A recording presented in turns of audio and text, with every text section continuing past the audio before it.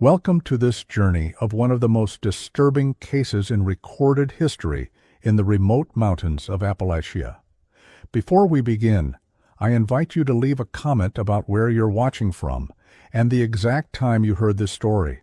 We're interested in knowing where and at what times of day or night these documented accounts arrive.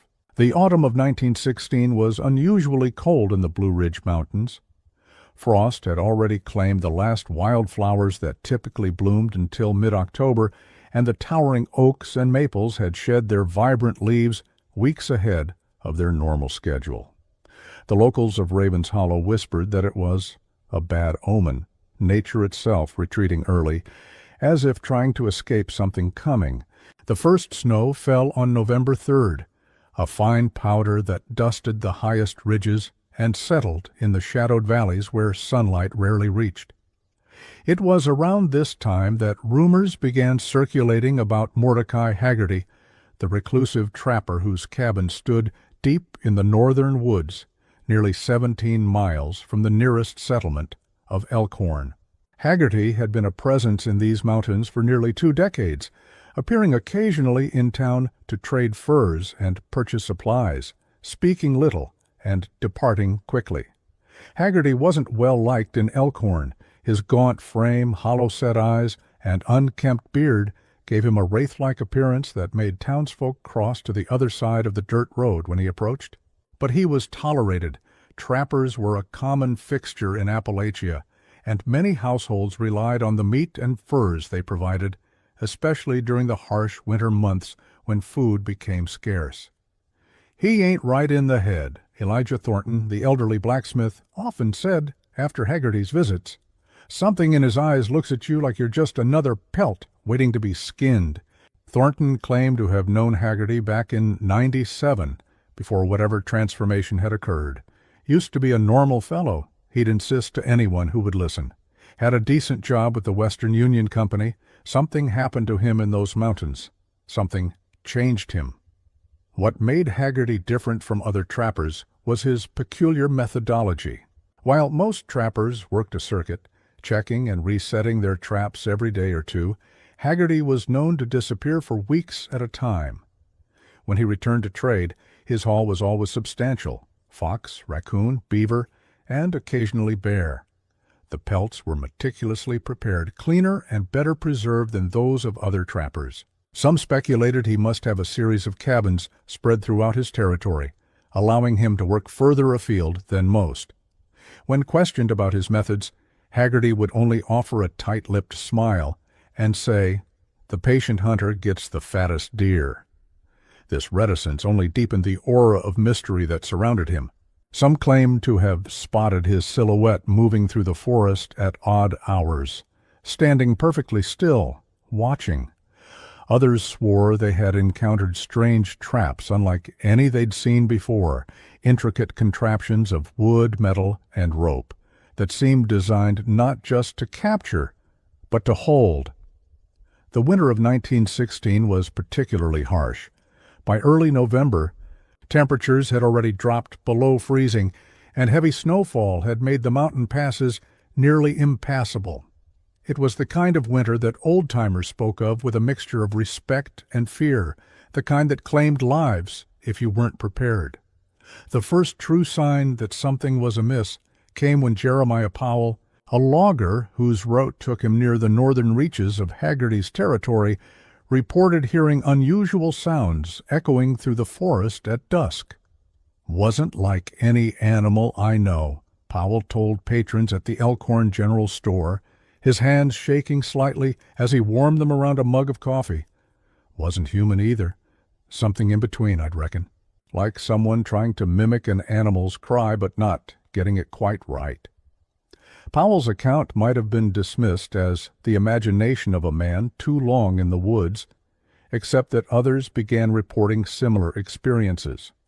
Augusta Winters, a widow who lived on the outskirts of town, claimed she was awakened 3 nights in a row by what she described as a sound like weeping, but hollow, echoing like it was coming from inside a well or a cave. "I thought at first it might be a mountain lion," she told Sheriff Walker when he finally came to investigate her complaints. They can sound almost like a woman crying, you know, but this was different. It had patterns to it, like it was trying to form words. By mid-November, several hunters reported finding peculiar markings carved into trees around the perimeter of Haggerty's known territory, crude symbols resembling a human eye with a vertical slash through its center. Most dismissed these as blazes marking property lines, though no one could recall Haggerty ever formally claiming the land. "Man's got a right to mark his hunting grounds," said Vernon Miller, one of the local hunters who'd encountered the symbols. "But there's something off about those markings. They don't look like any blazes I ever seen. More like, I don't know, like something watching you through the trees." The situation escalated when Maxwell Davenport, who ran the general store, realized Haggerty hadn't come to trade in over 6 weeks, the longest he'd ever gone without appearing. Given the early onset of winter and the severity of the cold, Davenport expressed concern. "Man needs supplies to survive up there," he noted during a town meeting held in the back room of the Elkhorn Baptist Church. "No matter how good a trapper, you still need coffee, flour, ammunition." Assuredly. It wasn't just Haggerty's absence that troubled Davenport. The last time the trapper had visited his store, something had been different. "He spoke more than usual," Davenport recalled. "Asked strange questions. Wanted to know if I'd ever heard animals speaking in my dreams. Said he'd made a breakthrough in his work, that he was close to bridging the gap, so whatever that means." Before leaving, Haggerty had purchased an unusual combination of items: 10 pounds of salt, several yards of copper wire, 3 bottles of formaldehyde, and every phonograph cylinder Davenport had in stock. When asked what he needed these things for, the trapper had simply smiled and said, "For the collection." Sheriff Thaddeus Walker initially resisted calls to investigate, citing the independence that mountain men like Haggerty prized. "Folks come to these hills to be left alone," he reminded the town council during their emergency meeting. "Ain't no crime in keeping to yourself." But when 3 separate hunting parties returned with reports of finding mutilated animal carcasses arranged in peculiar circular patterns near the headwaters of Blackwater Creek, Walker reluctantly agreed something needed to be done. The carcasses troubled everyone who saw them. They weren't simply killed animals, but something more deliberate and disturbing. The creatures, mostly deer and foxes, had been positioned with unnatural precision, their limbs extended as if frozen mid-movement. Most disturbing were the modifications evident upon closer inspection: jawbones slightly repositioned, tendons rearranged, as if someone had been experimenting with altering how they moved. "Never seen anything like it," reported Abram Mercer, one of the hunters who discovered the first arrangement. "Animals don't die like that natural. Someone posed them, and recently too. No scavengers had touched them, despite them being there at least a few days. From the looks of it, it's like even the carrion birds knew to stay away." On November 28th, a 5-man party set out from Elkhorn to locate Haggerty's cabin and check on his welfare. The group consisted of Sheriff Walker, Davenport, Powell, and 2 brothers named Abram and Josiah Mercer, who knew the Northern Territory better than most. They departed at first light, expecting to reach Haggerty's cabin by midday. They didn't return that night, or the next. When the search party for the search party was organized 3 days later, a sense of dread had fallen over Elkhorn like a shroud. 12 men, armed with rifles and led by Deputy Sheriff Calvin Rhodes, ventured north. This time, they found something. According to Rhodes's official report, dated December 2, 1916, and preserved in the Ravens Hollow County Archives, they located the remnants of the first search party approximately 7 miles north of town. The scene, as Rhodes described it, defied rational explanation. Sheriff Walker and the 4 other men were found seated in a perfect circle in a small clearing facing outward. their rifles placed across their laps, unfired. Each man sat upright, seemingly unharmed but completely unresponsive. Their eyes were open, fixed on the middle distance, and they did not react to voices, touch, or even pain. They were alive, breathing shallowly, hearts beating, but, as Rhodes wrote, absent from themselves in a manner I cannot adequately describe. More disturbing still was the condition of the clearing itself. Despite the heavy snowfall of the previous days, the ground where the men sat was completely bare, a perfect circle of exposed earth approximately 15 feet in diameter. At the center of this circle, they found a peculiar device, a metal rod driven into the ground, with copper wire spiraling around it and extending outward to form a smaller circle. Attached to the end of each wire was what appeared to be a small glass vial containing what Dr. Hollister would later identify as a mixture of mercury and an unknown organic compound. The men were transported back to Elkhorn, where Dr. Hollister, the town's physician, examined them. His medical notes indicate that while physically they showed signs of exposure to the cold, mild frostbite on extremities, dehydration, hunger, there were no wounds or injuries that could explain their catatonic state. For 3 days they remained in this condition, unmoving except to swallow water or thin gruel when it was spooned carefully into their mouths. It is as if their minds have vacated their bodies, Dr. Hollister wrote in his journal, which was later submitted as evidence. Their physical reflexes remain intact, pupils contract in response to light, limbs withdraw from painful stimulus, yet there is no sign of conscious awareness. I have seen similar states induced by certain tropical fevers or profound traumatic shock, but never with this peculiar quality of alertness. Though they do not respond, one has the unsettling impression that they are listening to something beyond our perception. On the 4th day, Maxwell Davenport began to speak. At first it was incomprehensible muttering, but gradually words became distinguishable. He collects them, he repeated over and over. He doesn't kill them, he collects them. Dr. Hollister noted that during these episodes of speech, Davenport's eyes remained unfocused, and he showed no other signs of conscious awareness. When asked direct questions, he did not respond, but continued his monotonous recitation, as if compelled by some internal mechanism. By the following morning, Abram Mercer had also begun to speak, though his words made even less sense, references to the waiting room and the observer behind the wall. Sheriff Walker and Powell remained silent, their expressions frozen in what Dr. Hollister described as a rictus of comprehension too terrible to voice. Josiah Mercer was the only one who seemed to recover something close to his faculties. On December 8th, he began speaking in clear, coherent sentences, though he had no memory of what had happened after the search party reached a point approximately 5 miles into the forest. When told they had been found 3 miles further north, he expressed confusion and disbelief. "We never made it that far," he insisted to Dr. Hollister. "I remember crossing Blackwater Creek, heading up the North Ridge. Abram was leading, then nothing. Next thing I know, I'm here."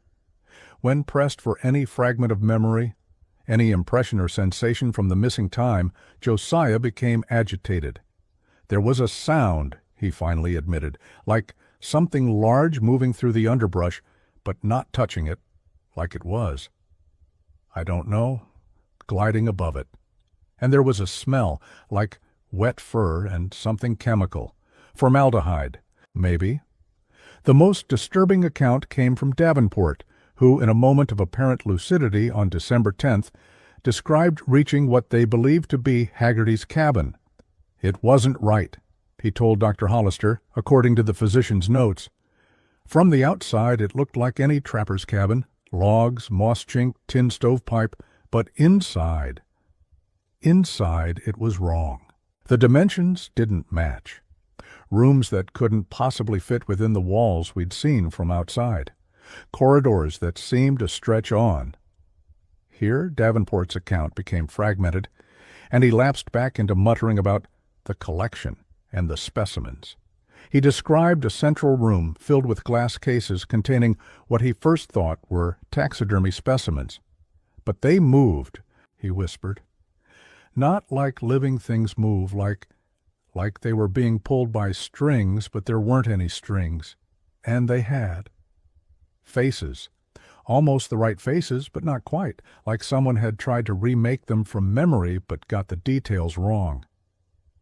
Davenport claimed that Haggerty had emerged from a back room, looking taller than before, thinner, his movements too fluid.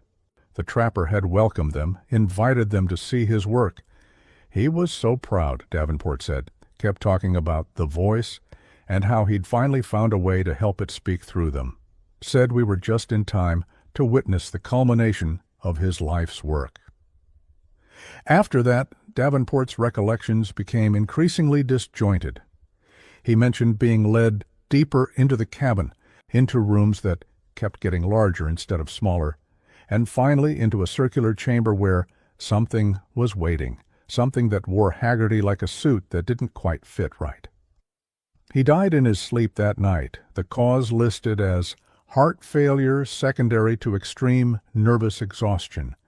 The other men's conditions followed divergent paths. Sheriff Walker never spoke again, and died 3 weeks later. Powell regained some function, but suffered from violent episodes when any mention was made of the forest or trapping. He took his own life the following spring. Abram Mercer disappeared from the hospital on Christmas Eve. A hunter found his body in April, frozen in a stream not far from where the search party had been discovered. Only Josiah Mercer lived what might be called a normal life afterward, though those who knew him said he was a changed man who refused to venture beyond the town limits and slept with every lamp in his house burning. "There are things in those woods that ain't natural," Josiah would say when pressed, "things that don't belong in this world. Haggerty found something up there, or something found him. Either way, he ain't a man anymore. He's a doorway for something else to step through." Following these events, the county commissioned a second, larger expedition to locate and investigate Haggerty's cabin. 20 men, including Deputy Rhodes and several experienced hunters from neighboring counties, spent 2 weeks searching the area in January 1917. They found nothing resembling the cabin described by Davenport. In fact, they found no structure at all that could have served as Haggerty's residence. "It's as if the forest swallowed it whole," Rhodes wrote in his report. "We covered every square mile of the territory where Haggerty was known to operate, found plenty of his traps, plenty of signs he'd been there, but no cabin. Not even a foundation or clearing where one might have stood." What they did discover, scattered through the region, were unusual trapping devices, mechanisms far more sophisticated than the simple snares and deadfalls commonly used. Rhodes's report describes contraptions with pressure plates, tripwires, and counterweights, some incorporating metal components that appeared machine-tooled rather than hand-forged. One device, found half buried in snow, included what Rhodes described as a glass vessel connected by copper wire to what appeared to be a modified telegraph sounder, though its purpose remains unclear. Edgar Vaughn, a watchmaker from Elkhorn who accompanied the expedition, examined several of the devices and noted their precision.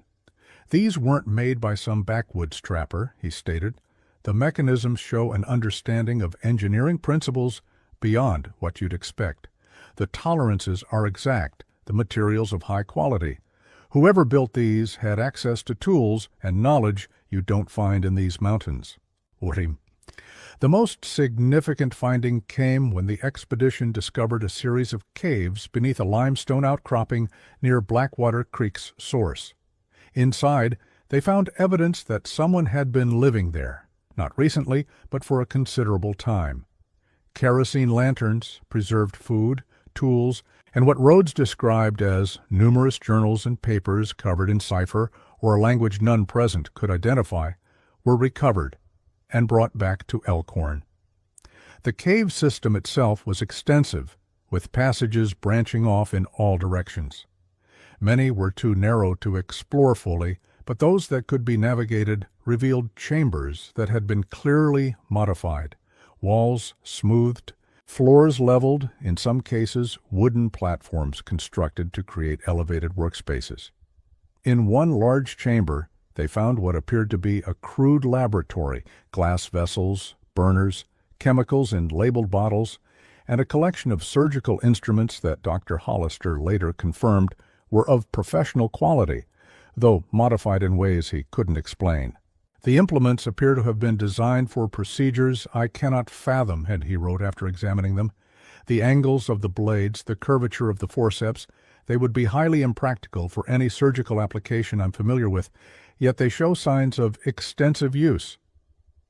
Also found in the cave system were hundreds of animal specimens, not simply pelts or trophies, but entire creatures preserved through some unknown taxidermy method that left them looking unnervingly lifelike. Rhodes's report notes that many exhibited what appeared to be deliberate anatomical modifications that rendered them almost, but not quite, like their natural forms: a fox with legs slightly longer than normal proportions, a raccoon whose facial structure had been subtly altered to give it a more human-like countenance, a deer whose eyes had been replaced with what Dr. Hollister later identified as hand-blown glass, but of a craftsmanship he'd never encountered. Most disturbing was a separate chamber that contained what several expedition members described as attempts at articulation, specimens mounted on frameworks of metal and wood, with mechanical components that allowed limited movement. Pull a lever, and a preserved fox would turn its head. Press a pedal, and a raccoon's jaw would open and close. It was like a carnival attraction designed by a madman, wrote Jonathan Pruitt, one of the hunters who discovered the chamber. These weren't hunting trophies or displays of taxidermy skill. They were experiments, like he was trying to make them move again, but with greater control than they had in life. Sorries. Perhaps most disturbing were the recording devices found throughout the cave system, primitive phonographs modified to capture sound rather than play it back. Several wax cylinders were recovered, though most were damaged by moisture. The few that could be partially played contained what were described as animal sounds recorded at extremely close range, some manipulated to approximate human speech patterns. When one cylinder was played for the expedition members, 3 men immediately left the caves and refused to return. They reported hearing what sounded like a human voice speaking through an animal's vocal apparatus, the words unclear, but the cadence unmistakably that of human speech. The journals, when partially decoded by a linguistics professor from the University in Richmond months later, revealed fragments of Haggerty's thought processes. He wrote extensively about what he called the voice behind nature, a belief that animals were merely imperfect vessels for some greater consciousness that was attempting to communicate through them. His later entries suggested he had found ways to help the process along through what he termed adjustments to his specimens. The voice grows stronger. Read one deciphered passage. It speaks to me now, not just in dreams, but in waking moments. The specimens are receptive, but their forms are inadequate. The voice requires greater articulation than their simple anatomies allow. I have begun modifications that show promise. The fox, especially, has demonstrated remarkable adaptability. Its larynx, when properly restructured, can produce sounds remarkably close to human speech. But it is not enough to make them speak. They must understand what they are saying. The voice needs conscious vessels, not mere mechanical reproducers. Another passage, dated just weeks before the disappearance of the first search party, was even more troubling. Breakthrough today. The electric stimulation, combined with the chemical compound, creates a state of heightened receptivity. The specimens remain conscious but vacant, perfect vessels for the voice to inhabit.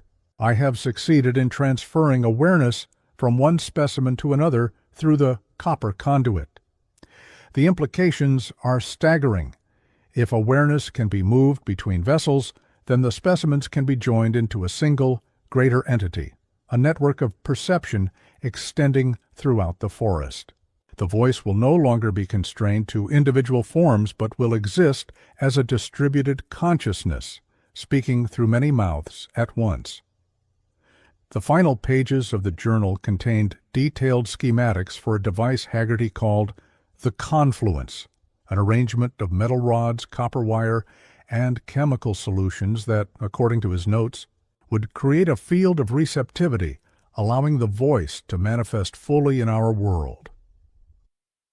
The design bore a striking resemblance to the device found in the clearing where the first search party was discovered. As winter gave way to spring in 1917, the events in Ravens Hollow might have faded into local legend had it not been for a series of unusual disappearances throughout the broader region.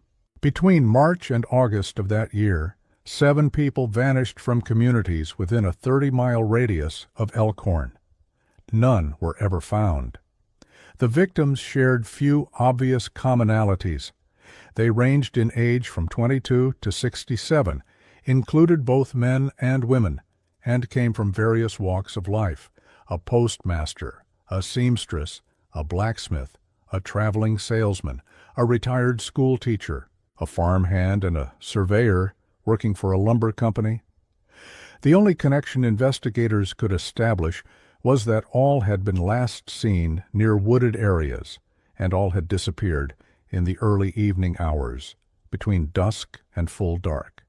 In each case, searches yielded nothing except, in 3 instances, the same peculiar eye-shaped marking found carved into trees near where the person was last seen.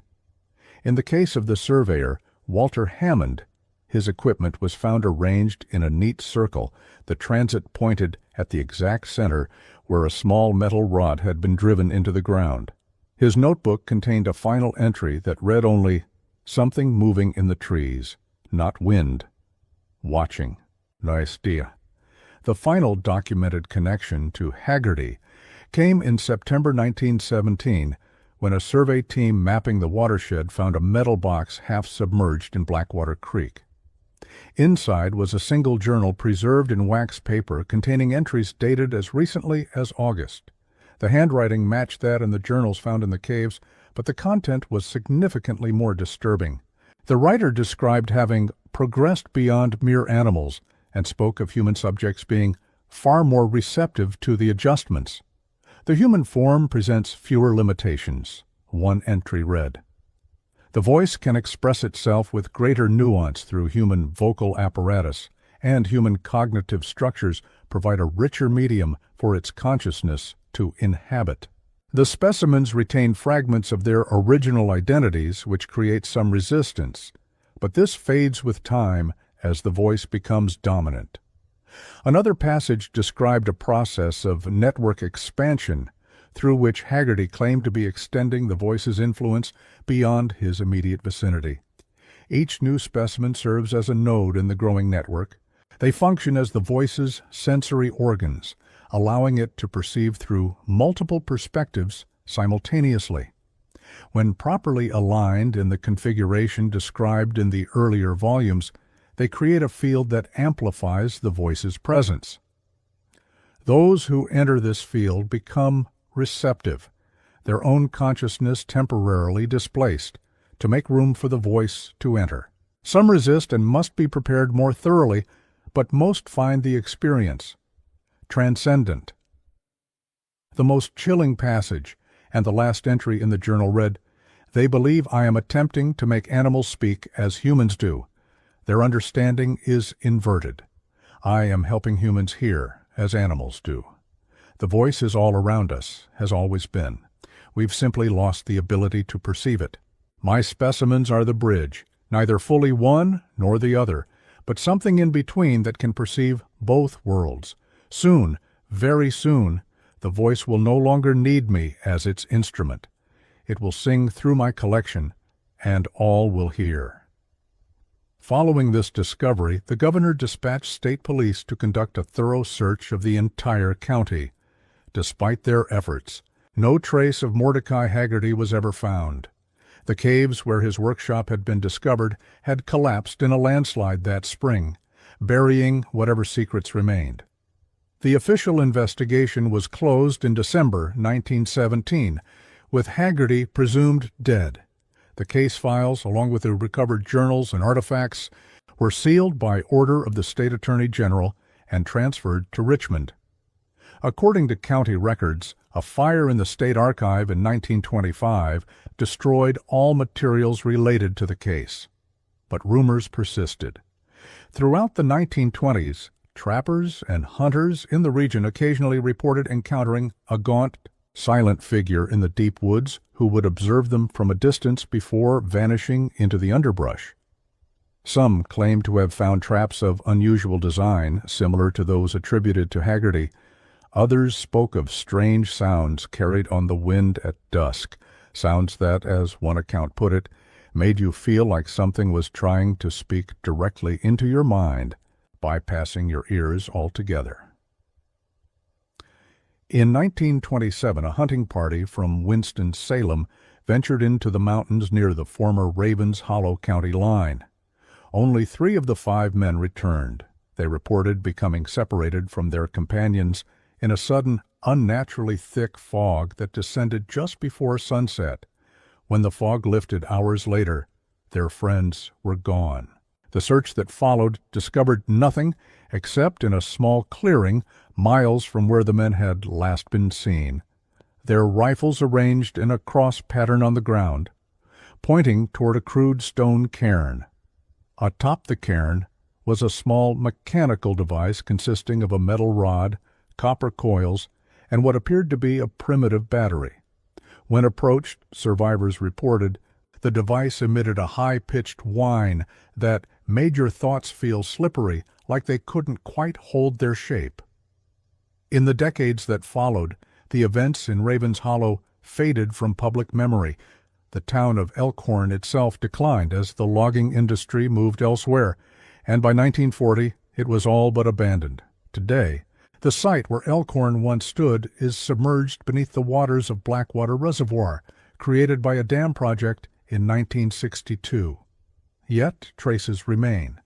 Hikers in the national forest that now encompasses much of Ravens Hollow County occasionally report finding strange metal mechanisms partially reclaimed by the forest floor. Park rangers have documented unusual patterns of animal behavior in certain areas, deer and foxes that seem to observe humans with uncanny attention, birds that mimic human speech with disturbing accuracy. In 1973, a group of college students camping in the area reported being awakened in the night by what they described as a procession of animals moving in formation through their campsite. According to their account, dozens of creatures, foxes, raccoons, deer, and others, walked in a perfectly straight line through the forest, seemingly oblivious to the humans. Most disturbing, the students claimed, was that none of the animals made any sound as they moved, and all appeared to have something wrong with their faces, like they'd been rearranged somehow. The incident was investigated by Forest Service officials who found unusual tracks in the area but attributed them to normal wildlife activity. One ranger's report, however, noted that the pattern of movement was unusually linear for natural animal behavior, and that several of the tracks showed anatomical anomalies that suggest deformation or injury to the creature's limbs. In 1988, an amateur wildlife photographer named Martin Graves spent 3 weeks in the region capturing images of nocturnal animals. Most of his photographs showed nothing unusual, but one sequence, taken around 2 a.m. on his final night in the forest, depicted what appeared to be a deer standing upright on its hind legs.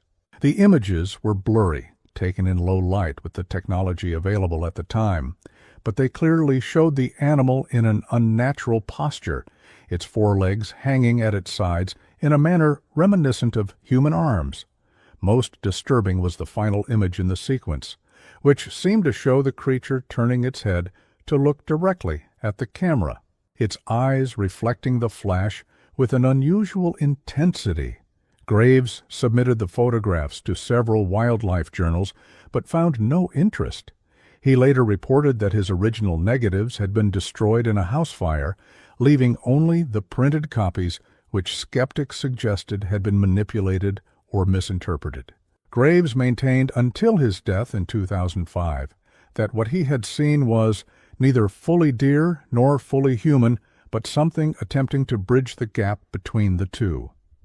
Most tellingly, in 2011, a research team from Virginia Commonwealth University, conducting an environmental survey of the region, reported their recording equipment consistently captured what they described as anomalous audio artifacts, sounds that, when digitally analyzed, contained patterns resembling human speech embedded within the natural ambient noise of the forest. Dr. Eleanor Walsh, the acoustics specialist on the team, described the phenomena in a paper that was ultimately rejected for publication due to its speculative nature. The vocalizations exist at the threshold of human hearing, oscillating between frequencies that our brains process as meaningful sound and those we typically filter out as background noise. When isolated and enhanced, these sounds reveal phonemic structures consistent with human language, though the words, and if they can be called that, match no known linguistic pattern. Most intriguing is that these vocalizations appear to be responses to human activity. They increase in frequency and complexity when our team was actively moving through the area, and diminish during periods of inactivity, suggesting some form of attempted communication. One researcher, after spending 3 weeks in the field, wrote in her journal about dreaming of a man with hollow eyes who stood at the foot of her tent each night, silently showing her how to listen properly. She left the project shortly thereafter, citing health concerns. In private correspondence that surfaced years later, she admitted experiencing episodes of missing time, during which she would find herself standing in the forest with no memory of having left her camp, often miles from where she should have been. "Something in those woods wants to be heard," she wrote to a colleague. "It speaks through everything, the trees, the wind, the animals. Once you start to hear it, you can't unhear it. It gets into your head and rearranges things, makes space for itself." The most recent connection to the Haggerty case emerged in 2018, when a construction crew breaking ground for a new ranger station near the reservoir uncovered a sealed concrete chamber 10 feet below the surface. Inside was a single phonograph and a wax cylinder in pristine condition. When played, the cylinder contained only 3 minutes of silence, followed by a man's voice, aged but clear, reciting what linguists identified as the same unknown language found in Haggerty's journals. At the end of the recording, the man switches to English to deliver a final message. The collection grows, the voice strengthens. Listen for it in the spaces between your thoughts. It's waiting for you to hear it, and once you do, you'll understand why I had to preserve it all. We are merely vessels, imperfectly designed. But I have been correcting that imperfection, one specimen at a time, for longer than you would believe possible. The patient hunter, you see, gets the fattest deer. Audio analysts determined that the recording had been made sometime in the late 1950s, nearly 4 decades after Haggerty's presumed death. Voice pattern analysis, comparing the recording to descriptions of Haggerty's speech patterns from contemporary accounts, showed a 97% probability match. The cylinder now resides in the Smithsonian's secured archives, listed simply as Unidentified Field Recording Appalachian Region, circa 1900-1920. Access is restricted to authorized personnel only, following an incident in which a research assistant, after listening to the recording repeatedly over several days, attempted to remove her own eyes, reportedly telling hospital staff she needed to make space for something else to see through them. In 2020, a hunter named Samuel Kincaid went missing in the eastern portion of what was once Ravens Hollow County. Search efforts were hampered by unseasonably heavy fog that persisted for days. When Kincaid was finally found a week later, he was sitting perfectly still against a tree, unresponsive but alive, his rifle laid across his lap. Medical examinations revealed no physical trauma or explanation for his catatonic state. After 3 days in hospital care, Kincaid regained consciousness but had no memory of the missing time. The only clue was a small notebook found in his pocket, containing what appeared to be circuit diagrams and anatomical sketches, drawings Kincaid's wife insisted he would not have been capable of producing, as he had no background in electronics or biology. More disturbing still, interspersed throughout the notebook were fragments of text written in the same cipher found in Haggerty's journals. When shown these pages, Kincaid became agitated and insisted he had never seen them before. "That's not my handwriting," he told investigators. "I don't even remember having that notebook." Despite this, experts confirmed that the handwriting matched samples of Kincaid's from before his disappearance, though they noted it showed unusual precision and technical skill not present in his normal writing. Today, the northern region of what was once Ravens Hollow County remains largely uninhabited, designated as a wilderness preservation area with limited public access. Rangers patrol the boundaries and enforce strict overnight camping prohibitions, officially due to concerns about wildlife conservation. Locals in the small towns that border the preservation area still tell stories about the trapper, a figure they describe as neither man nor beast, who still wanders the deep woods, setting his strange traps. Not to kill, they insist, but to collect. They warn visitors not to venture too far into the forest alone, especially near dusk, when the light plays tricks and sounds carry strangely through the ancient trees. "You'll know if you've gone too far," said Harold Combs, a lifelong resident of nearby Pine Ridge, in an interview conducted for a local history project in 2019. "The forest gets quiet, not the normal kind of quiet, but dead quiet, like every living thing is holding its breath. Then you start to hear it, this whispering sound that seems to come from everywhere and nowhere at once. Not words exactly, but patterns, rhythms, like something's trying to teach you a new language. That's when you turn around, and you don't look back no matter what you hear following you." Combs claimed his grandfather had been one of the men on the second expedition that discovered Haggerty's cave system. "Grandpa never talked much about what they found in there," he said, "but he slept with a light on for the rest of his life. Said he couldn't bear the dark anymore, because that's when he could hear the voice most clearly. The one that had been speaking through Haggerty's collection said it was still out there, still gathering specimens, still trying to make itself heard." In 2021, Park Ranger Diane Martinez filed an unusual incident report detailing her encounter with what she described as a man in outdated clothing who she observed standing motionless beside a tree approximately 100 yards from the main hiking trail. "He didn't respond to my calls," she wrote. "When I approached, he turned and walked into the underbrush. I followed for approximately 50 yards before losing sight of him. What struck me as unusual was the way he moved, very fluid, almost gliding, despite the rough terrain. Also, though I lost visual contact, I never heard the sound of his passage through the underbrush, which should have been impossible, given the dense ground cover in that area." Martinez reported finding, at the spot where she'd first seen the figure, a small mechanical device partially buried in the soil. She described it as a metal rod with copper wire wrapped around it, connected to what appeared to be a small battery. The device was collected as evidence, but subsequently disappeared from the ranger station's storage room. Martinez herself requested transfer to another district shortly thereafter, citing personal reasons. Perhaps most disturbing are the reports, increasing in frequency over the past decade, of hikers and campers who return from the region changed in subtle ways, more reserved, more observant, prone to tilting their heads as if listening to something others cannot hear. They speak of dreams in which they're shown how to build intricate devices from simple materials. They develop keen interests in taxidermy and recording technology, and they begin to spend long hours alone in the woods, watching and waiting with unnatural patience. For what, they cannot or will not say. Some speak of the waiting room, a mental space they access in dreams, where something is gradually teaching them a new way of perceiving the world.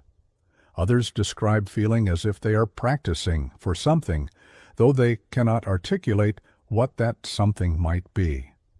A few admit to hearing voices in the rustle of leaves or the calls of birds, not hallucinations, they insist, but a genuine communication they are slowly learning to interpret.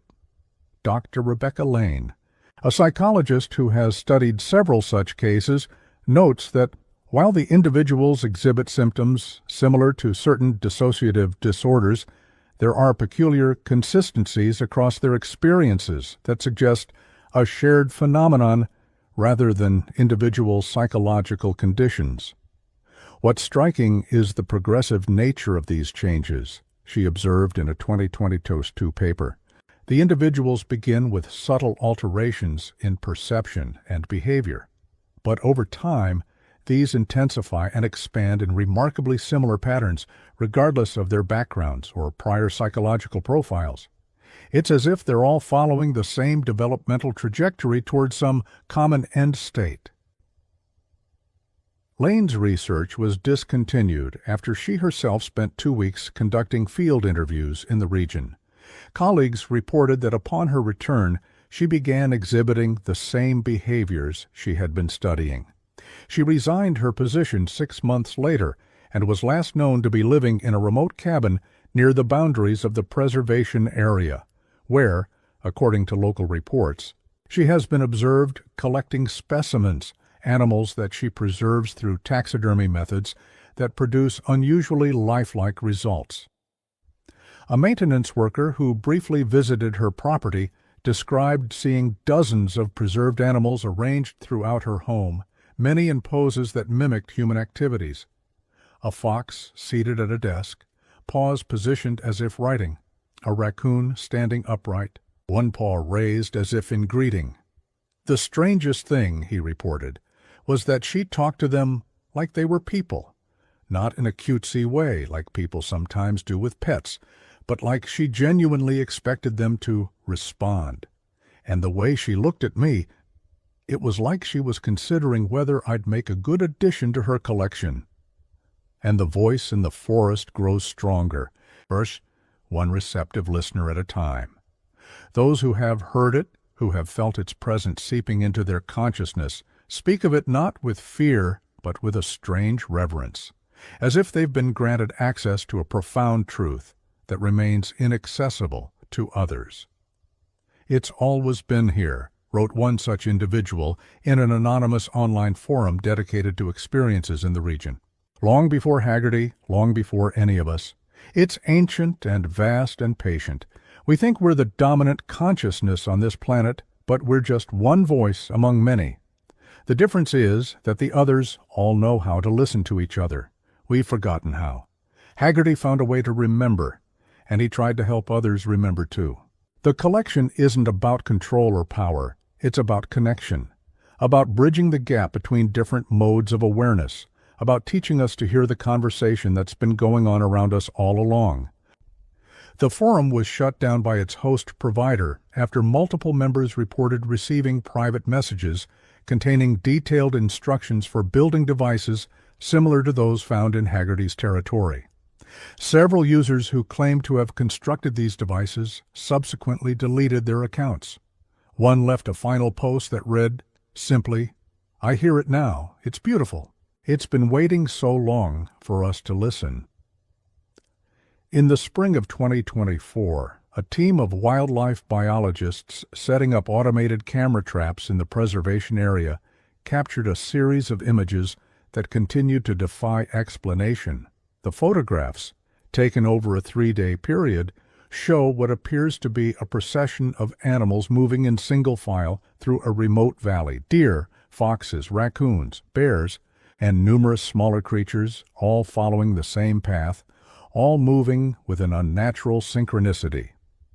Leading this procession is a tall, thin figure that, at first glance, appears to be human. Closer examination, however, reveals subtle inconsistencies: limbs slightly too long, movements too fluid, head tilted at an angle that suggests an inhuman range of motion. In the final image of the sequence, the figure is turned partially toward the camera, and though the distance and low light make details difficult to discern, there is something profoundly wrong about the face, as if it were a mask designed by someone who had only a theoretical understanding of human features. The official explanation from the Forest Service attributes the images to camera malfunction and light distortion. The biologists who recovered the footage tell a different story. 2 have left their positions and cannot be located. The 3rd remains at her post, but has requested reassignment to desk duties, citing a newly developed aversion to field work. In private correspondence leaked to several paranormal investigation websites, she wrote, "What the cameras captured wasn't the concerning part. It's what happened when we went to retrieve them. We found the cameras exactly where we'd placed them, but the forest around them had changed. The trees were arranged differently, not as if they'd grown that way naturally, but as if someone had carefully positioned them to create a pattern that was just slightly too regular to be natural. And there was a sound, not quite audible, more like a pressure against our eardrums, a rhythm that made my thoughts feel sluggish and strange. Jenkins said he could almost make out words in it. That's when we saw the figure standing among the trees, the same one from the photos. But it wasn't alone anymore. There were others with it, shapes that looked human from a distance, but moved all wrong when they approached. We ran. Jenkins and Mercer went east. I went west. I'm the only one who made it back to the vehicles. To this day, the northern forests of what was once Ravens Hollow County remain a place of unease and mystery.